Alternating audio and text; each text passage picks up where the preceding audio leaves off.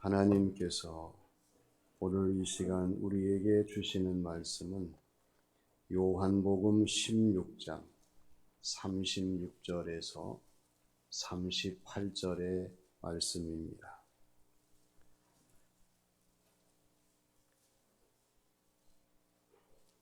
시몬 베드로가 이르되 주여 어디로 가시나이까? 예수께서 대답하시되 내가 가는 곳에 내가 지금은 따라올 수 없으나 후에는 따라오리라. 베드로가 이르되 주여 내가 지금은 어찌하여 따라갈 수 없나이까? 주를 위하여 내 목숨을 버리겠나이다. 예수께서 대답하시되 내가 나를 위하여 내 목숨을 버리겠느냐? 내가 진실로 진실로 내게 이르노니 닭 울기 전에 내가 3번 나를 부인하리라. 아멘. 사람들이 상담하면서 묻는 질문 중에 하나가 어느 것이 진짜 나입니까? 하는 질문이에요. 웃는 것이 진짜 나의 모습일까? 우는 것이 나의 진짜 모습일까? 기뻐하는 것이 나의 진짜 모습일까? 슬퍼하는 것이 진짜 나의 모습일까? 도전하는 모습이 진짜 나일까? 좌절하는 모습이 진짜 나일까? 이러한 질문을 받는 상담 심리 전문가들은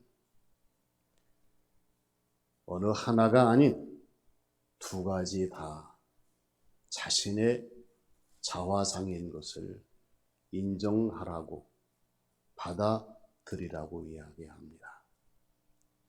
왜냐하면 내 자신이 자기 스스로 변화를 이루기 위해서 이 모든 것을 겪는 과정에 자기 적응 기제이기 때문이라고 하는 것입니다.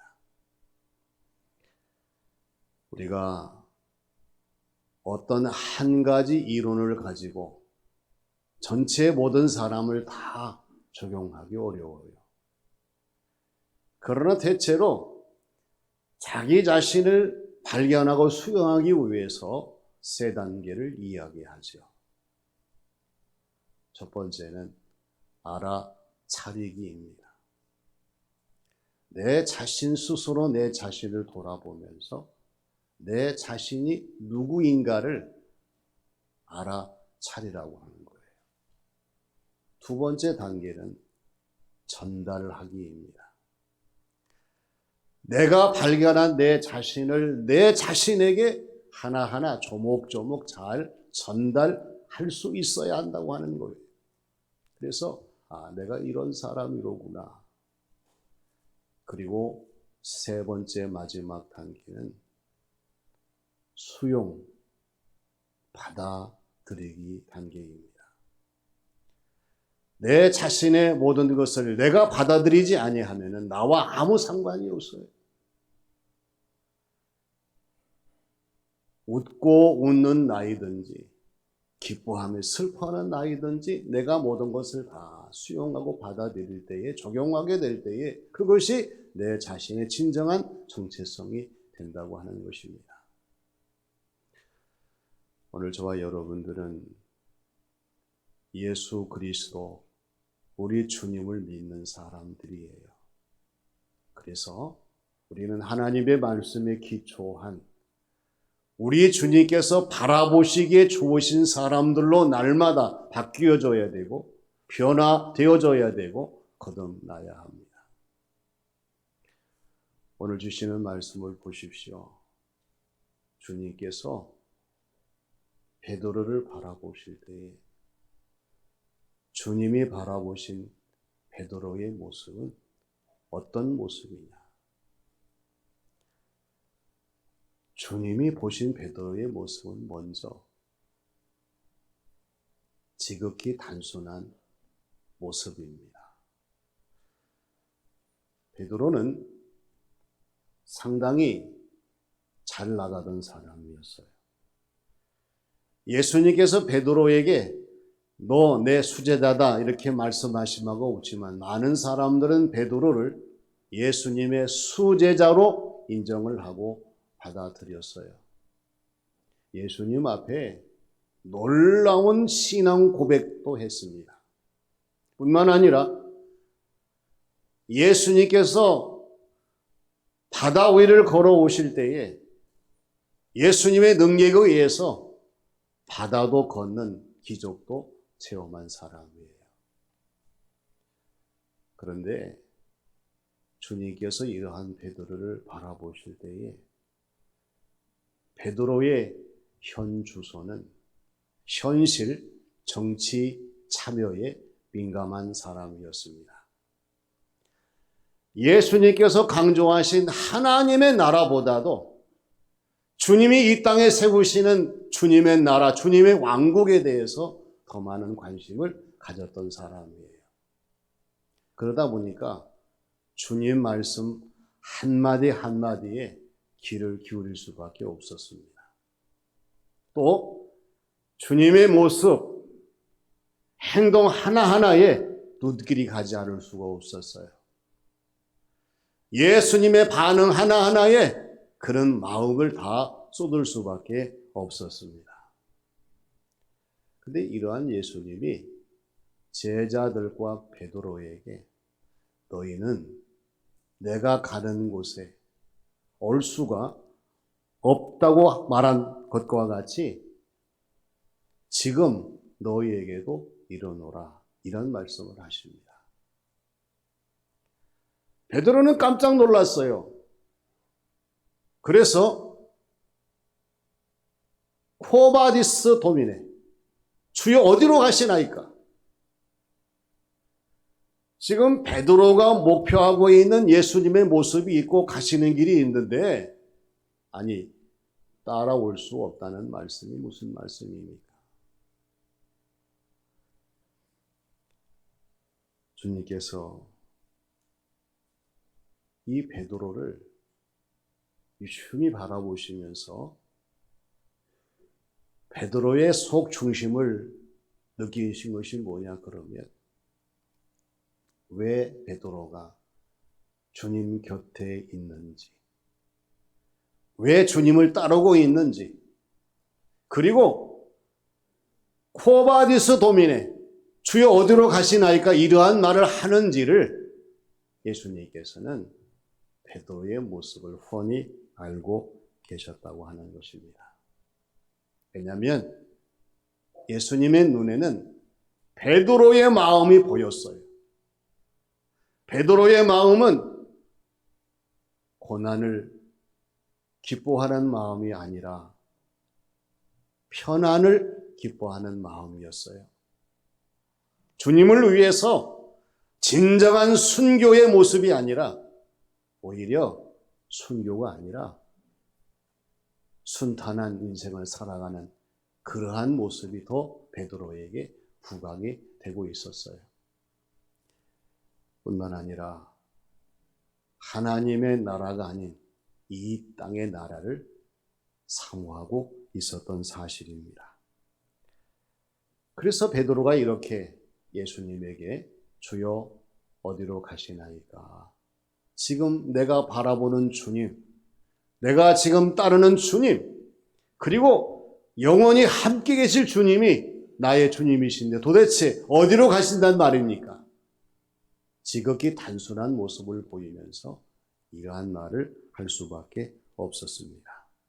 그래서 예수님께서 내가 가는 곳에 내가 지금은 따라올 수 없으나 후에는 따라오리라 이렇게 말씀하시면서 베드로의 현재의 모습을 지적하시면서 예수님 눈에 비춰진 베드로를 이렇게 바라보신 것을 보게 됩니다. 사순절을 지나는 저와 여러분들입니다. 오늘 저와 여러분들이 주님이 우리를 보시기에 지극히 단순한 모습이 아니라 다시 새로운 모습으로 주님을 바라보는 우리 자신의 신앙생활의 점검이 이루어지고, 그리고 우리 주님께서 우리와 함께 거하시기에 부족함이 없는 성도의 모습, 신앙생활, 이 삶이 되어야 할 줄로 믿습니다. 다음은 순간의 즉흥적인 모습입니다. 베드로는 주님 말씀에 흥분하지 않을 수가 없었습니다. 그래서 주님을 향해서 주여, 내가 지금은 어찌하여 따라갈 수 없나이까? 주를 위하여 내 목숨을 버리겠나이다. 이렇게 주님에게 자신의 결단을 고백합니다. 그런데 주님께서 바라보실 때에 이 베드로는 이미 스타덤에 오르신 예수님, 대중의 지지를 받는 예수님, 모든 것이 가능한 예수님을 바라보는 시선 속에서 드려지는 이 말이 일시적이요, 순간적이요, 즉흥적이었다고 하는 것입니다. 왜 그럴까요? 이렇게 많은 베드로, 이렇게 말한 베드로가 나중에 보십시오. 제가 그렇게 말했습니까? 말이 달라져요. 그 말이 사실입니까? 자신의 모습이 달라져요. 나는 절대 그렇게 할 수가 없습니다. 자기의 일상의 생활이 달라집니다. 오늘 저와 여러분들이 이 베드로의 모습을 바라보면서 우리 자신의 모습을 동일시 해봐야 돼요. 은혜 받을 때에는 저와 여러분들이 주님, 그렇게 믿겠습니다. 그렇게 살겠습니다. 그렇게 되겠습니다. 하겠습니다. 그렇게 고백을 하지만 삶의 자리에서 보여지는 저와 여러분들의 모습은 제가 언제 그랬는데요. 말이 달라지고 모습이 달라지고 생활이 달라지는 그러한 일면의 모습을 보이기 때문에 그렇습니다. 우리의 신앙생활에서 중요한 것은 일시적인 것이 상시적인 것으로 이어져야 한다고 하는 것입니다.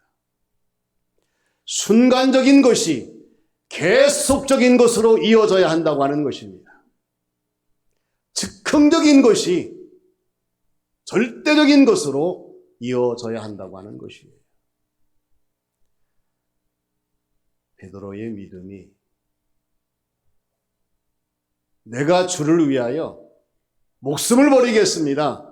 정말 이 믿음, 이 마음, 이 모습이 일시적이고 순간적이고 즉흥적인 것을 넘어서 상시적으로 계속적으로 절대적으로 늘 함께 했다고 하면 베드로가 주님을 배신하지는 않았겠지요. 오늘 우리의 신앙생활, 우리 주님이 우리를 바라보실 때에 너는 언제 어디서나 상시적인 믿음을 가지고 계속적인 모습으로 절대적인 신앙생활과 이 삶을 감당함으로 언제나 순간의 즉흥적인 모습을 벗어나서 늘 주님을 기쁘시게 하는 우리의 모습으로 점점 더 모든 것이 완전해가는, 성숙해가는 성도의 신앙생활과 이 삶이 되어야 할 줄로 믿습니다. 마지막은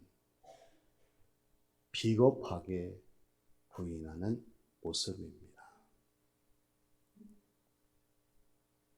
주님을 위하여 목숨을 버리겠다고 하는 베드로를 향해서 주님 뭐라고 말씀하십니까? 내가 나를 위하여 내 목숨을 버리겠느냐? 내가 진실로 진실로 내게 이르노니 닭 울기 전에 내가 3번 나를 부인하리라. 베드로의 부인을 말씀하셨습니다. 실로 충격적인 말씀이에요.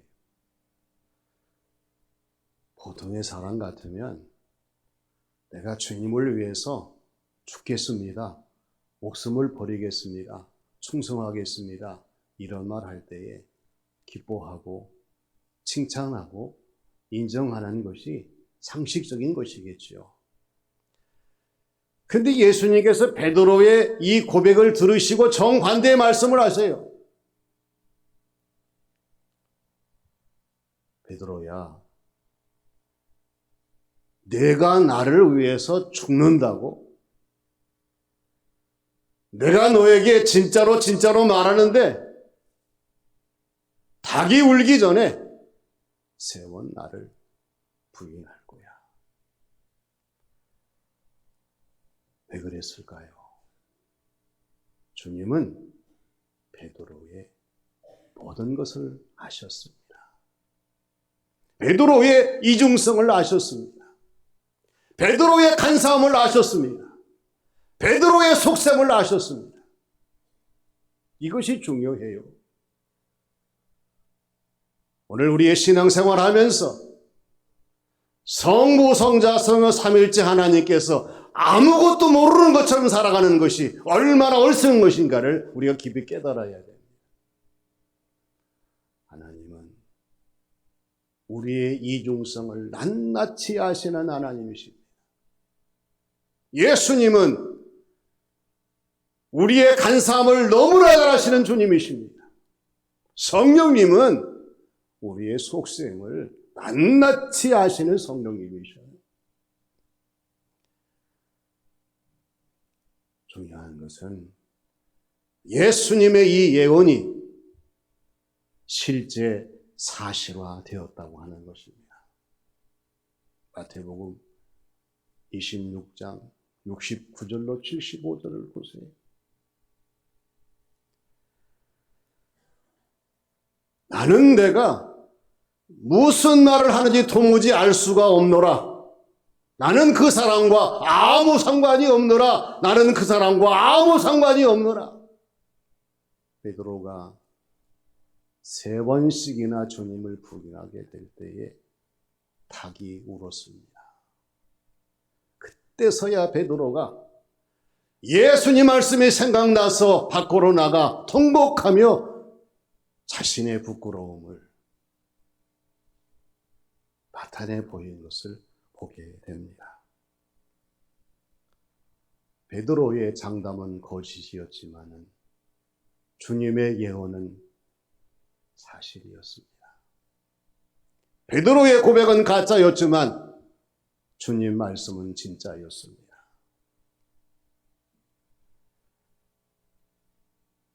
베드로의 고백은 거짓이었지만 주님의 선언은 사실이었습니다.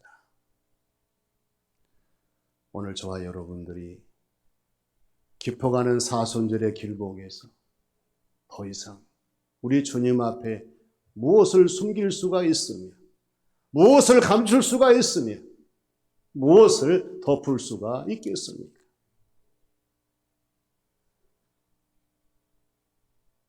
베드로의 모습 속에서 우리가 다시 한번 우리 자신을 바라보며 돌이키는 새로운 방향 전환점이 필요한 것이 이것 때문입니다.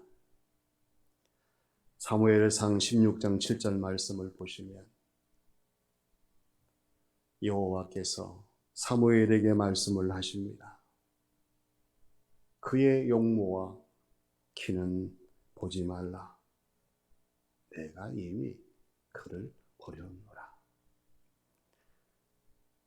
내가 보는 것은 사람과 같지 아니하니 따라서 해볼까요?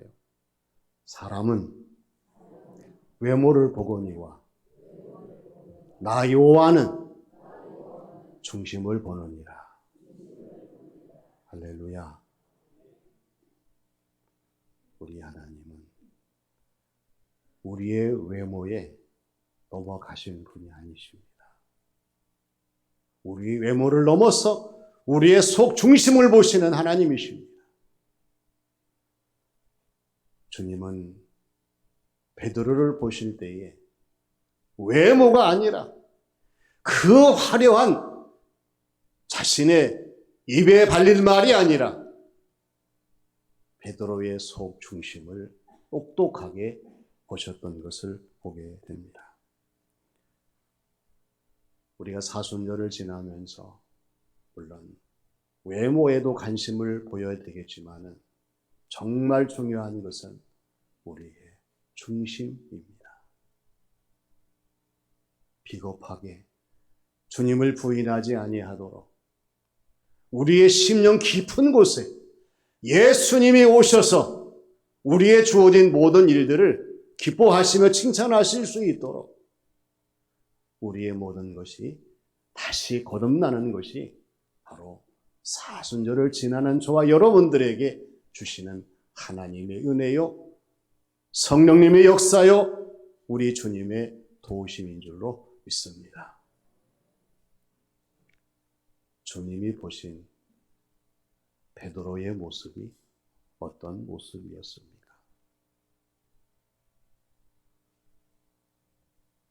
지극히 단순한 모습이었어요. 우리의 신앙생활이 지극히 단순한 모습을 벗어나야 합니다. 적어도 세례를 받고 신앙생활을 하시면서 주님을 따른다고 하면 우리의 시선과 우리의 모든 마음의 초점이 단순한 것을 넘어서서 주님이 기뻐하시는 곳으로 다다라야 돼요. 순간의 즉흥적인 모습이었습니다. 위기를 모면하기 위해서 무슨 말인들 못하겠습니까? 그러나 주님께서는 우리의 모든 것을 아시기 때문에 다 주님 앞에 드러날 수밖에 없어요. 언제나 우리의 믿음과 신앙생활 삶이 계속 이어지도록 변질되지 아니하도록 최선을 다해야 되고요. 그리고 비겁하게 부인하는 모습이었습니다. 물론 베드로가 예수님을 3번이나 부인하고 부끄러운 사람이 되었지만 부활하신 주님을 만난 다음에는 철저하게 180도 새로운 변화를 이루어서 주님을 위하여 부활의 증인이 되며 최선을 다했습니다. 다시 한번 주님의 바라보신 베드로의 모습과 오늘 우리의 모습을 비교하면서 우리 주님이 우리를 바라보실 때에 기뻐하실 수 있도록 영역간의 새로운 변화를 이루고 주어진 모든 삶에 새로운 도전의 기회를 삼는 오늘의 말씀이 되시기를 주님의 이름으로 축원합니다. 아버지 하나님, 하나님의 은혜를 감사드립니다. 사순절이 기뻐하지만 여전히 저희들은 사순절의 가장자리를 맴도는 삶일 때가 많습니다. 주님이 보신 베드로의 모습이 오늘 저희들의 모습인 것을 고백합니다. 이제 우리 주님께서 저희들을 깨우쳐 주셔서 주님이 기뻐하시는 모습으로 달라지게 하시고 새로운 변화를 이룰 수 있는 복된 성도의 삶이 되게 하여 주시옵소서. 예수님의 이름으로 기도하옵나이다. 아멘.